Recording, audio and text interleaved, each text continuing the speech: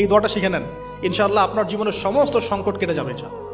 আমি নিজেও এই দোয়াটা বেশি বেশি করার চেষ্টা করি। দোয়াটা হচ্ছে, মুসা আলাইহিস সালাম একটা গাছের নিচে হেলান দিয়ে বসলেন, বসে দেখলেন দুজন মেয়ে দাঁড়িয়ে আছে দূরে, পানি নিতে পারছে না। লোকজন পানি নিয়ে যাচ্ছে, ওরা দাঁড়িয়ে আছে বেচারি। মুসা আলাইহিস সালাম গিয়ে বললেন, কি সমস্যা আপনাদের? এটা নিয়ে আপনারা আবার মেয়েদের সাথে কথা বলার চেষ্টা করেন, ঠিক আছে? তো মাহারাম গায়রা মাহারাম মেনে চলে।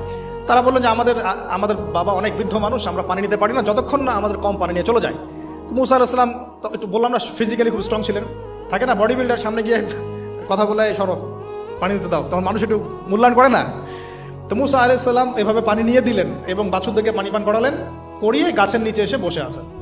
বসে বসে তিনি দোয়া করছেন, এই যে দোয়াটা তিনি দোয়া করছেন, রব্বি, একটা নেক কাজ করলেন, নেক কাজ করলেন না, মানুষের উপকার করলেন, নেক কাজ করে এসে গাছের নিচে বসে দোয়া করছেন, আল্লাহ এখানে তো আমার খাবার পানি বাসস্থান কিছুই নাই, আমি কি করব? রব্বি ইন্নি লিমা আনজালতা